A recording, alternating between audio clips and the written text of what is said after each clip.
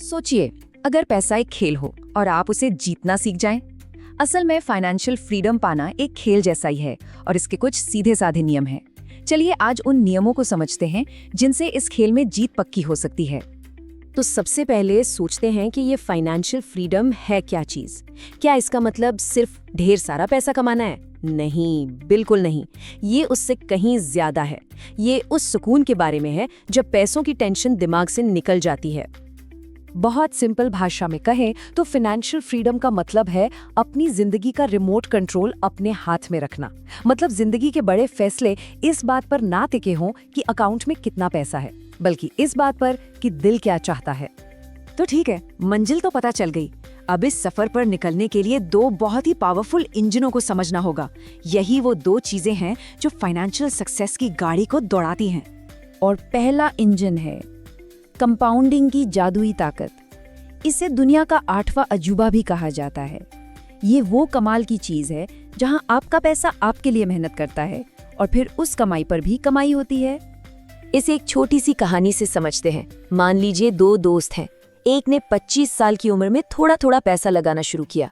दूसरे ने सोचा अभी क्या जल्दी है और 35 की उम्र में शुरू किया। आपको पता है फर्क क्या हुआ? सिर्फ 10 साल जल्दी शुरू करने वाले का पैसा आखिर में कई गुना ज्यादा हो गया। यही है कंपाउंडिंग का खेल, जहां आपका सबसे बड़ा दोस्त है वक्त। लेकिन सुनिए, सिर्फ कंपाउंडिंग का इंजन काफी नहीं है। इसे चलाने के लिए एक और इंजन चाहिए और वो है सही माइंडसेट। क्योंकि पैसों का खेल ना सिर्फ नंबरों का नहीं है, ये दिमाग का भी खेल है। दुनिया के बड़े बड़े इन्वेस्टर्स एक बात हमेशा कहते हैं कि सबसे बड़ा रिस्क मार्केट का उतार चढ़ाव नहीं है, सबसे बड़ा रिस्क तो खुद का बिहेवियर है। मतलब साफ है, जो अपने डर और लालच पर काबू पा गया वही लंबा गेम खेलेगा। चलिए, तो अब हमारे दोनों इंजन गर्म हो चुके हैं।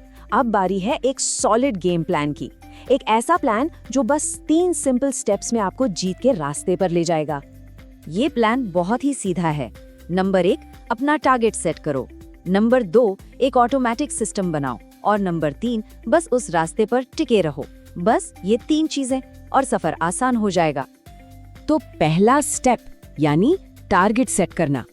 इसका मतलब है अपना फ्रीडम नंबर पता लगाना। ये वो अमाउंट है जिसकी मदद से कोई अपनी मनचाही जिंदगी जी सकता है, बिना काम की फिक्र किए। जब पता हो कि जाना कहाँ है तो रास्ता अपने आप दिखने लगता है ना? दूसरा स्टेप है एक ऑटोमेटिक मशीन बनाना। एक ऐसा सिस्टम जो हर महीने आपकी सैलरी से थोड़ा पैसा निकालकर खुद ब खुद इन्वेस्ट कर दे। आपको कुछ सोचना ही नहीं।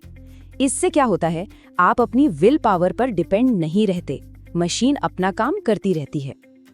अब इस मशीन में डालना क्या है, मतलब इन्वेस्ट कहाँ करना है?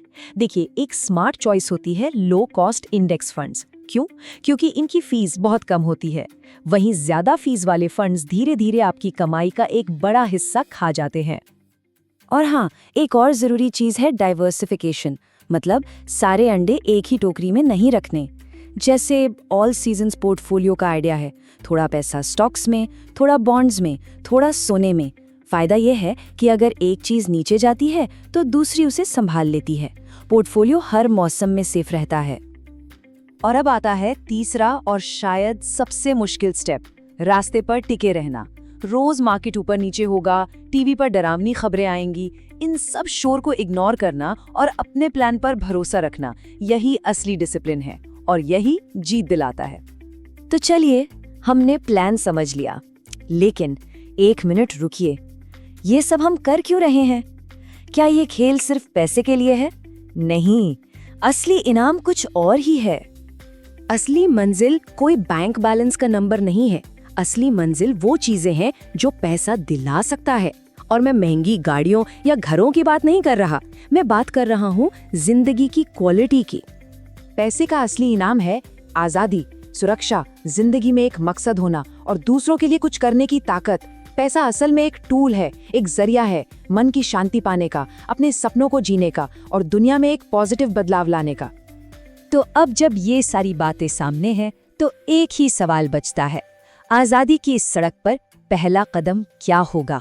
सोचिए, क्योंकि यहीं से सब कुछ शुरू होता है।